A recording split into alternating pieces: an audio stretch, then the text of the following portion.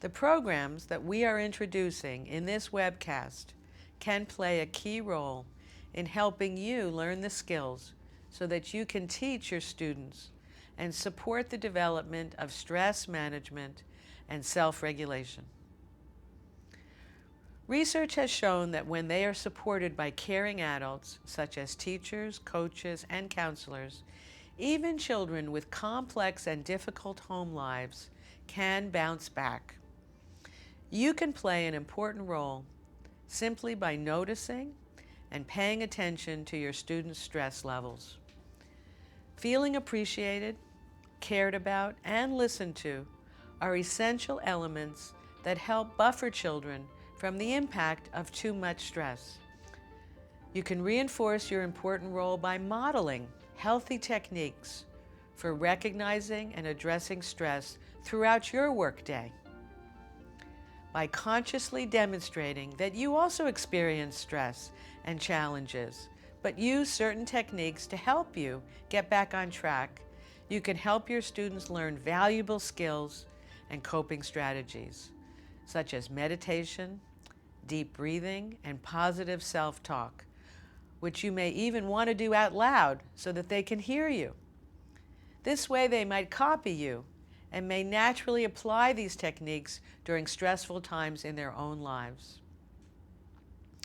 You can also help your students by teaching lessons on techniques for identifying or reducing stress, such as deep breathing and meditation exercises. You can take this one step further by focusing directly on stress reduction in your classroom by incorporating stress-reducing activities. You can also take practical steps to create a calmer environment, like adding plants, using natural light where possible, and creating a chill zone, a special place where students can go to relax and de-stress. The Kids Have Stress Too and Stress Lessons resources feature practical strategies and information to help you and help kids cope, and ideally flourish. In this next section, we're going to share some ideas about effective ways of minimizing stress in your classroom. There are a number of things you can do in your classroom to minimize stress that interferes with learning. Start by maintaining your own well-being and acting as a positive example of stress management for your students. We can't stress this enough. In order to be a good example, you can't be totally frazzled all the time. But we all get stressed, and it's okay to admit that to yourself and to your students when you're feeling stressed. Try talking yourself through it out loud with the kids, and then doing some stretching and maybe some deep breathing. The kids will be watching and learning. You can learn a lot observing your students. Sit back and watch and take note of the stressors and the influence of temperament. Also think about each student's individual temperament and ways that would be most effective for each of them to manage their stress. For example, there'll be those who need a quiet, less busy spot in the classroom in order to concentrate. Others might thrive on high stimulation and interaction. Tailor your responses to each student and circumstance. If you try something that doesn't work, try something else to help them cope. Carefully observe your students and think about what would suit them best. Be especially conscious of responding sensitively to shy, quiet, or anxious students.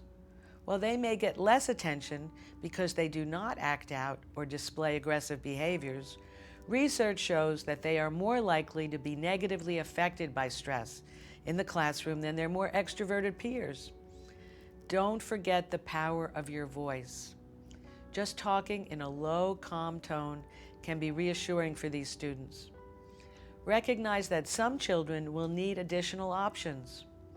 While most children look forward to and adore running around and being rambunctious in gym or during outdoor play, for some children who are particularly sensitive to noise and are sensory reactive, these activities and environments may cause them stress and discomfort. Provide alternative activities and accommodations for students who are particularly sensitive. Provide outlets for expression, empathy, and support to help students understand their strong feelings without feeling bad, ashamed, or embarrassed. Their demanding, challenging behavior may indicate a craving for individual attention. Giving students the opportunity to label their emotions, putting words to feelings, can have a very calming effect and helps children develop internal self-control. Provide children with opportunities to take the lead or help classmates with challenging activities. You'll be amazed at how a disruptive student's energy can be redirected to positive leadership within the classroom if they are offered interesting and engaging tasks. You might try offering them additional responsibilities or the opportunity to teach another child something that they're good at. Here are some other practical strategies for helping kids cope and for creating a calm classroom. Make time for physical activities. It's not only for fun, it's a great way to relieve stress. Give your students opportunities to work and play on their own. This allows them to experience alone time as a means of relaxation and rejuvenation. Create a comfort zone or a safe place in your classroom, a quiet place where students can go when they feel stressed, to stretch, to meditate, or to read. Spend as much one-on-one time with your students as possible so you can know more about their feelings, interests, and experiences in life.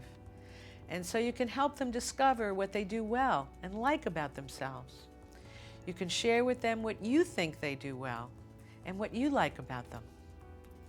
If a student displays ongoing signs of stress or troubling shifts in behavior and you are concerned, you probably want to talk to their parents or caregivers to figure out what's bothering them and how you all can help. We've talked about some of the theory relating to stress and some general guidelines for reducing stress in the classroom. Now we're going to look specifically at some of the resources the Psychology Foundation has developed for educators and others who work with children ages 6 to 12. Kids Have Stress Too is a resource aimed at helping those who work with children ages 6 to 9 create an emotionally healthy environment in their classroom by promoting self-regulation and effective stress coping skills in their students. The Stress Lessons program focuses on children ages 9 to 12. Each resource features activities that help students understand stress and its impact on learning, health, and getting along with others. Teach students practical techniques for managing and/or preventing stress. Show students how to address the signs of stress before they get overwhelmed by them. Each activity ranges from 5 to 50 minutes in length and can be incorporated into and builds on the existing curriculum. The activities in each program build on one another. The sequence we have found works best starts with stretching or movement-based relaxation, incorporating mindful breathing, then imagination-based and problem-solving activities. It's difficult for students to solve problems, either individually or in groups, if they're stressed or upset. By taking a few minutes to stretch and do some deep breathing activities, you can guide students towards some of the problem-solving activities we'll show you. We're going to look at some of the specific activities in the programs, starting with stretching and breathing, and moving through some of the emotion-based activities, and then into problem-solving.